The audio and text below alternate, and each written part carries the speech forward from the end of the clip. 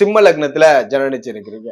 சிம்மத்தில் ஜனனித்த ஜாதகருக்கு குருவினால் எப்பொழுது யோகம் அல்லது குருவின் யோக நிலை. குரு என்ன தரார் சிம்ம லக்னத்திற்குன்னா 5, 8 என்ற 2 ஆதிபத்தியம் இருக்கு.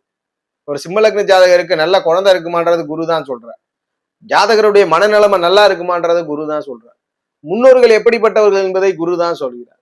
அதுபோல ஜாதகருடைய கிரியேட்டிவ் மைண்டையும் குரு தான் சொல்றார். அதுபோல வெளிநாடு தூரதேச வாழ்க்கை, இடமாற்றத்தினால் ஆதாயம், பெரும்பாலான சொத்துக்களை குறிக்கிறது, பிறருடைய பொருளாதாரத்தினால் மேம்பெறுவது, எதிர்பாராத சொத்துக்கள், அதுபோல ஆயுளை பற்றி சொல்கிறார். நஷ்டம், இழப்பு, வம்பு வழக்குகளையும் சிம்ம லக்னத்திற்கு குரு தான் சொல்றார். குரு அவயோகமா இருந்தான்னா நிறைய சிம்ம லக்ன ஜாதகர் சண்டை சச்சரவுகள் வம்பு வழக்குல மாட்டிட்டு சிரமத்தை அனுபவிப்பார். அப்ப சிம்மத்திற்கு குரு எப்படி இருந்தா நன்மை?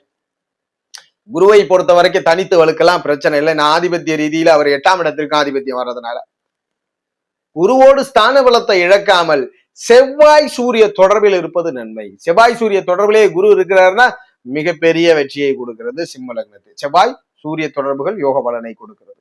அதுபோல